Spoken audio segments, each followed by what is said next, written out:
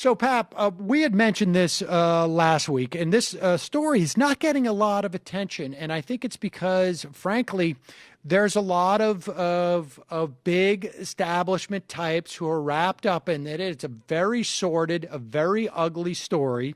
I'm talking about the story surrounding this guy, Jeff Epstein, who, and you know this story, Jeffrey Epstein.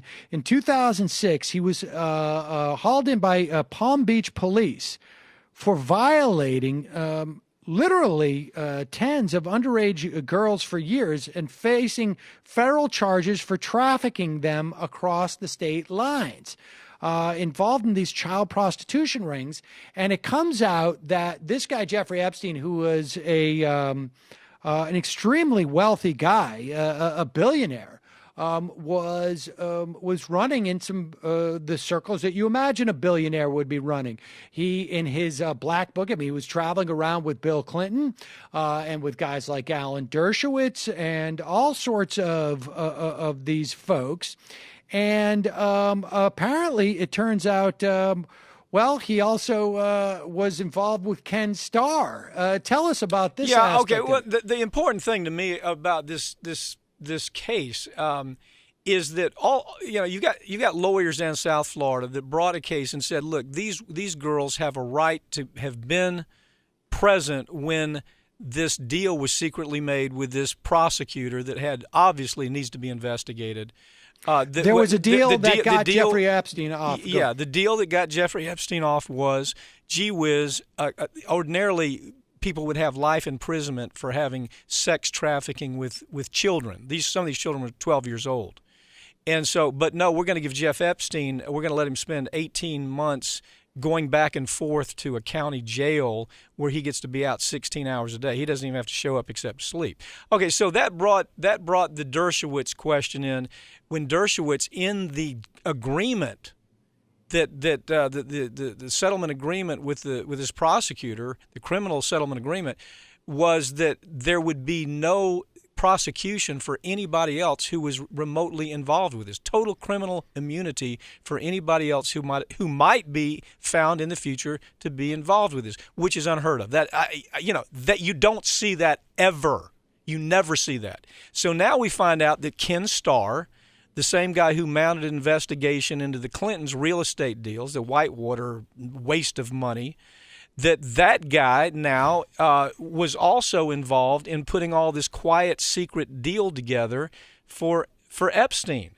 This is a guy. He was a partner with a firm called Kirkland and Ellis, and they participated in this defense that was all done secretly. And the reason it was done secretly is because a person who's injured, a person who is who's a victim of a crime like this, has a right to be present and have their opinion heard on a sentencing. But they did this so secretly and so quietly that nobody was even put on notice of it. Ken Starr helped Dershowitz put all of that together.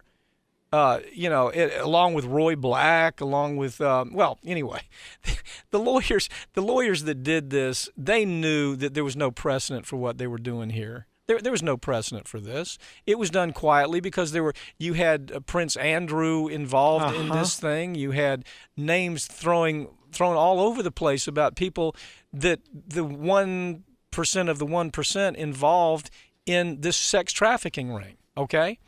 And now nobody pointed fingers, but they said, oh, by the way, Bill Clinton was on the same airplane with some of these girls.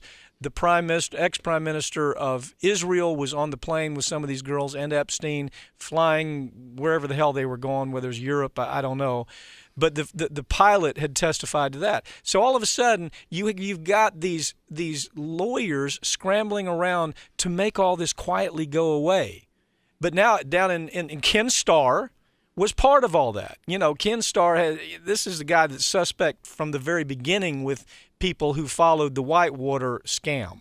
Who saw them make this. He was this moral ninny, I guess is the best way to describe it. That's the thing is I don't know if people actually, there's probably a large portion of our audience out there don't even necessarily remember Ken Starr's role in the impeachment of President Clinton. Ken Starr was named independent counsel to investigate, ostensibly, a real estate deal that the Clintons were supposedly involved in, and supposedly was a corrupt deal back in Arkansas. It's a deal that they actually lost money on. And you and I mean, speaking for myself, I am not the biggest fan of Bill Clinton, nor Hillary Clinton, for that matter, on policy levels.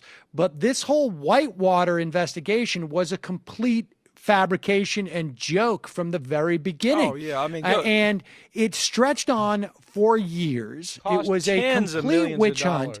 And it ultimately led to Ken Starr essentially wiring a woman who was friends with Monica Lewinsky, who was having an affair with Bill Clinton. And that's where the Whitewater investigation led to. It was basically getting Bill Clinton on the record in a deposition, asking him if he had had an affair with this woman.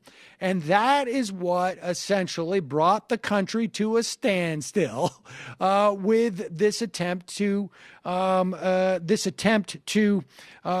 the president. And when Ken Starr released his report, he put in every single sordid detail It has that nothing he to do with Whitewater. that had nothing to do with Whitewater, and frankly was completely unnecessary for the sake of his report. But he wanted to make it as lurid as possible, ostensibly because he was so moral that he was just absolutely disgusted and felt like every child in the country needed to know this about their president, because what else would you tell the children? And so for this guy to turn around and to help negotiate a deal for what basically amounts to a pedophile.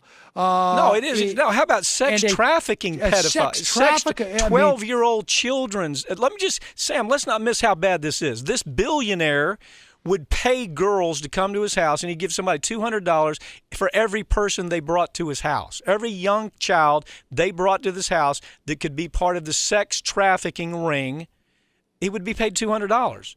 Yeah, and so this billionaire puts together this group of Roy Blacks, Ken Starr, Dershowitz, Jeff Lefkowitz, just a whole bunch of lawyers that they know that this is wrong.